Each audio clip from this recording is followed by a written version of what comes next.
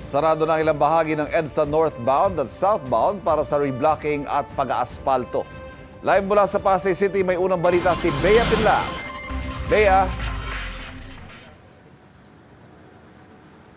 Ivan, maluwag pa ang daloy ng trapiko dito sa EDSA kahit sarado na ang ilang linya dahil nga sa EDSA rehabilitation na nagsimula kagabi.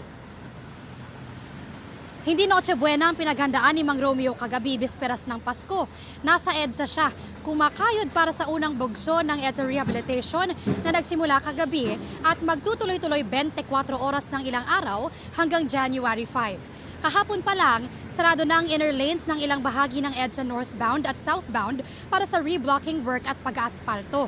Naghahanda na ang ilang motorista sa sakit sa ulong traffic na idudulot ng EDSA rehabilitation, pero naiintindihan naman daw ng ilan kung bakit ito kailangan. Simula January 5 hanggang May 31, limitado na lang ang oras ng rehabilitation mula gabi hanggang madaling araw.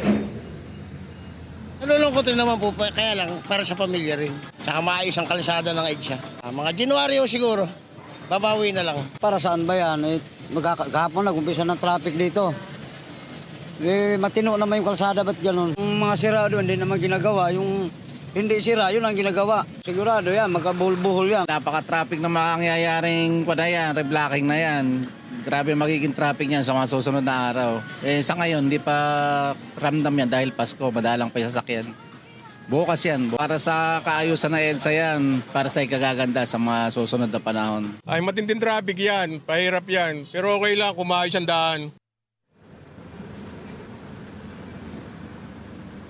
Ivan, ngayon tila Christmas miracle dahil wala pong traffic both EDSA southbound papuntang Ross Boulevard at northbound papuntang Monumento. Yan muna ang latest mula rito sa Pasay City. Bea Pinlac para sa GMA Integrated News. Kapuso, huwag magpapahuli sa latest news and updates. Maging una ka sa balita at mag-subscribe sa YouTube channel ng GMA Integrated News.